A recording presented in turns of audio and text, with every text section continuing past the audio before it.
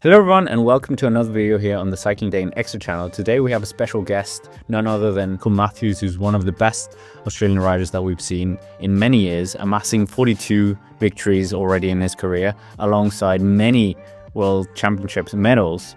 His versatility has delivered him results both in the Grand Tours and in the Classics. In the Tour de France, he's won 4 stages so far and even won the green jersey in 2017. He had a great year last year in 2024 where he was able to finish on the podium in Milan-San Remo and added yet another GP Quebec to his palmarès. So I sat down with the Jayco Ayulo rider to discuss many things, and yes, even that Tour of Flanders moment. Hello everyone and welcome to another video here on the Cycling Day in Extra, and today I have the pleasure of sitting with Michael Matthews of Jayco Ayulo, and welcome Michael. And 2024, how was that for you? Yeah, it was a roller coaster, let's say. I think it started really well with having a win in January last year on the first race, and then Paris-Nice didn't go so well.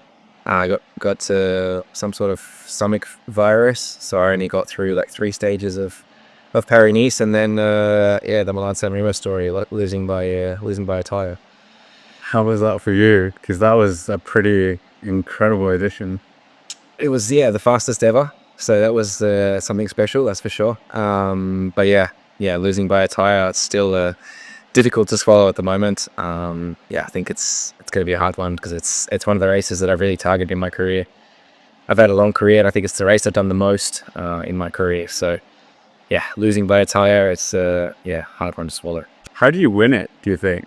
Is it just also luck as well? I think there's a lot of luck. I mean, in that finish, if you look at the sort of 15 guys that are there, it's a mixture of multiple different riders, let's say. There's some climbers, there's some sort of aggressive attacking more riders, and then there's some more pure sprinters. So it's also some time trial guys, I think, also in there was in the finish last year. So it's really a gamble. I mean, everyone tries to play their card, let's say, which that way they want to win it. And in the end, you sort of just have to hope that your card is the one that gets drawn and you're the first one across the finish line. So I think that's why a lot of people love that race. It's like anything could happen. What's it like as a rider going up until like the suppressor? Is it just basically an easy ride? Or actually the Capabertas, the Kappas in general these days are already quite hard. So more from like sort of 60, 70k out now, it's already really solid, let's say. But yeah, going into the Cipressa is like a bunch sprint basically to the bottom of a climb where you have to do a sub sort of 10-minute time on the Cipressa around high 450s, low 500s for the whole climb. So yeah, you have to sort of make sure you get in a good position, but not totally gassed before you actually have to do your effort. So it's a difficult one to judge.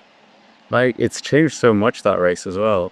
Solo winners, and now it seems like there's more people at the finish line, bigger groups. Yeah, it's really depending on who's targeting it, basically. I think one rider can change the whole dynamic of the race. I think the last few years with having Tadej there always changed the race to be more aggressive from earlier, a lot faster than other years.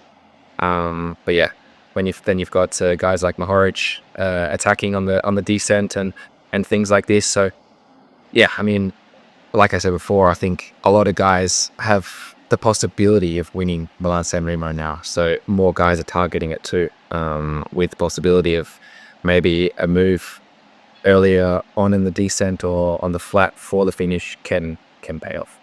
What's Tour of Flanders, how was that for you last year? Sorry. Wet, cold, and then, I mean, I'm personally very happy with my performance I did, let's be honest. I thought it was very good.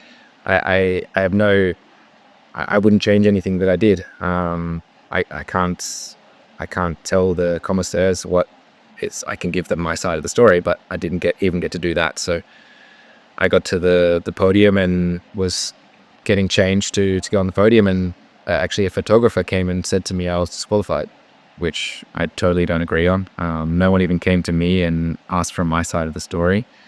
But yeah, going back, I mean, my performance in that race I was super happy with. I mean, I had to walk up the Koppenberg until I could actually find some traction, and I lost a lot of time there, but the way I came back through and continued fighting. I was very impressed with myself there to never give up. And yeah, in the final there, from 1K to go to the finish, it wasn't a sprint. There was guys everywhere. There was groups everywhere. And I rode across like 3 different groups to get to able to sprint for second place. And I mean, I was trying to get to the finish line as fast as I could. I wasn't trying to jeopardize anyone else's sprint, put anyone else in the barrier. I mean, if you ask the guys around me, they also agree that I shouldn't have been disqualified.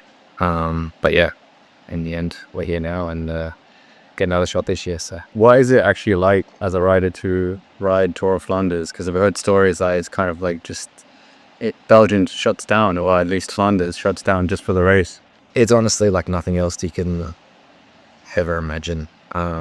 Just the fans are so passionate, like they're screaming so loud that you almost can't even feel your legs. Like it's hard to really focus on your actual effort with what's going on. And obviously other bike riders around, the fans, all you can see is like a little patch of cobbles on the road. And if you look around, it's just fans continuously from both sides. And I mean, it's something I think also in like isn't there like a Grand Fondo sort of thing before, like the day before or something, where there's also some fans there. So you can sort of experience that for yourself also. I mean, obviously not to the level of the real Flanders, but I mean, they're still out there cheering for everyone that comes through. But when you're really on the last sort of Quaremont, Hattersburg, when the race is really, really firing up and the Belgian fans have got a lot of alcohol in them, it gets really crazy. I mean, it's mind blowing. Honestly, it's really hard to put into words the feeling that gives you as an athlete.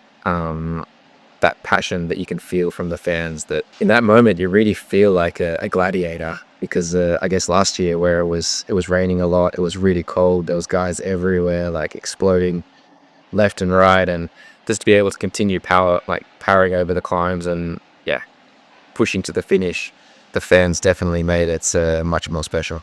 I think if you're out there by yourself, it would have no significance at all to what we were able to experience. How do you prepare for like Flanders, since the narrow roads, the cobbled climbs is very different from here in Spain, the training roads here, for example? Yeah.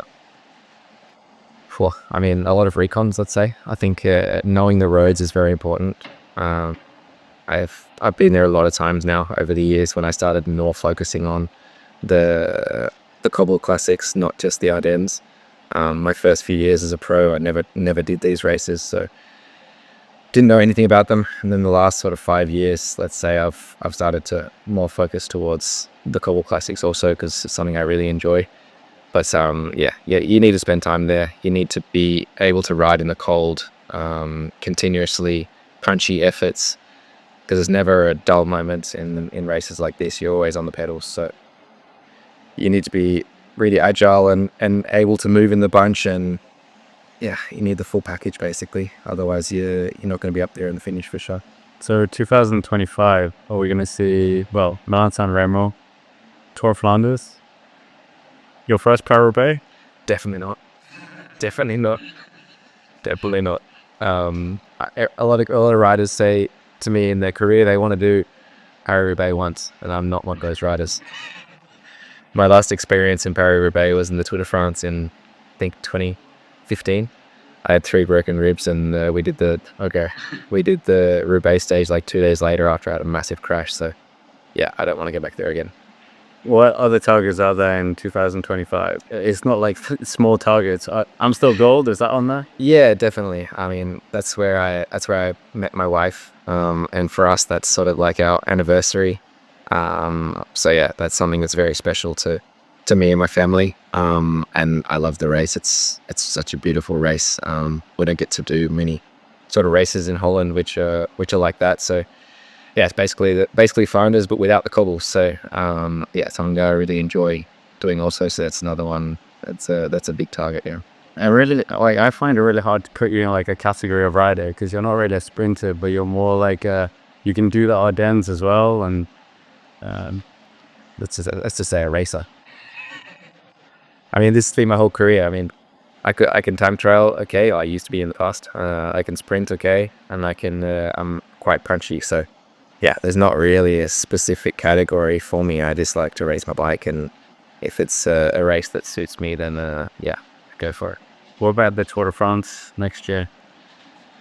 It looks good. I mean, we got a long list of riders that putting their hand up for it. So, I mean, if I look at the stages from now, the first week looks really good for me. So that'll be a big target the first week, and then from there on, there's not so much. Maybe some breakaways or something, but the first week does look really good. So, that first week will be a big target.